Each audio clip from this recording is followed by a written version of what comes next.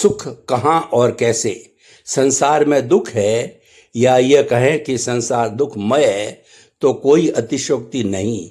इसी दुख से छुटकारा पाने के लिए प्रत्येक प्राणी लालायित है और सुख के लिए रात दिन प्रयत्न करते हैं। यह किसी से छिपा नहीं है। जिन्हें पेट भरने के लिए न मुट्ठी पर अन्न मिलता है और न तन ढकने के लिए वस्त्र, उनकी बात तो जाने दीजिए। जो संपत्तिशाली है उन्हें भी हम किसी न किसी दुख से पीड़ित देखते हैं।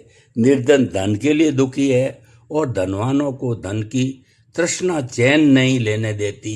निसंतान संतान के लिए रोते हैं और संतान वाले संतान के भरण पोषण के लिए चिंतित है। किसी का पुत्र मर जाता है तो किसी की पुत्री विधवा हो जाती है। कोई पत्नी के बिना दुखी है तो कोई उल्टा पत्नी के कारण दुखी है। निष्कर्ष यह है कि प्रत्येक मनुष्य किसी न किसी दुख से दुखी है और अपनी अपनी समझ या सामर्थ्य के अनुसार उसे दूर करने की चेष्टा करता है, किंतु फिर भी दुखों से छुटकारा नहीं होता। सुख की इच्छा को पूरा करने के लिए पूरा जीवन व्यतीत हो जाता है, किंतु किसी की इच्छा पूरी नहीं होती। सुख के साधन शास्त्रों में 3 बताए गए हैं: धर्म, अर्थ और काम। इनमें भी धर्म ही सुख का मुख्य साधन है और बाकी के दोनों गौण हैं, क्योंकि शुभाचरण रूप धर्म के बिना प्रथम तो अर्थ और काम की प्राप्ति ही असंभव है। शुभाचरण के बिना अगर काम और अर्थ की प्राप्ति मान भी लिया जाए तो अधर्म पूर्ण साधनों से उपार्जन किया हुआ अर्थ और काम कभी सुख का कारण हो नहीं सकता, बल्कि दुख का ही कारण होता है और कभी भी संतोष की प्राप्ति नहीं होती। यथार्थ में अर्थ और काम से तभी सुख हो सकता है जब उसमें संतोष हो। संतोष के बिना धन कमाने से धन की तृष्णा बढ़ती जाती है और तृष्णा की आग के अंदर जलते हुए मनुष्य को नाम मात्र भी सुख नहीं मिल सकता। इसी प्रकार जो काम भोग की तृष्णा में पड़कर काम भोग के साधन शरीर, इंद्रिय वगैरह को जर्जर कर लेते हैं, वे क्या कभी सुखी हो सकते हैं? फिर अर्थ और काम सदा ठहरने वाले नहीं हैं, उनका तो स्वभाव ही नश्वर है, किंतु मनुष्य ने उन्हें ही सुख का साधन मान रखा है। अतः कहा जा सकता है कि धर्म के द्वारा अर्थ काम की मर्यादा रखी जाए तो वे सुख के साधन हो सकते हैं, परंतु धर्म की मर्यादा के बिना वे सुख की अपेक्षा दुख ही अधिक उत्पन्न करते हैं। अतः सुख के साथ धर्म का घनिष्ठ संबंध सिद्ध होता है और सुख के साधन में धर्म ही प्रधान प्रतीत होता है। और हाँ, यहाँ यह भी ध्यान रखना चाहिए कि ये सुख भी स्थायी नहीं होता। विभिन्न जैन शास्त्रों में भी सुख के विषय में चिंतन किया गया है। शास्त्रों में सुख का स्वभाव बतलाया गया है और वह सुख 2 प्रकार का है: लौकिक सुख व अलौकिक सुख। लौकिक सुख विषय जनित होने से सर्व परिचित है, पर अलौकिक सुख इंद्रियातीत होने से केवल विरागी जनों को ही होता है। उसके समक्ष लौकिक सुख दुख रूप ही अवभाषित होता है।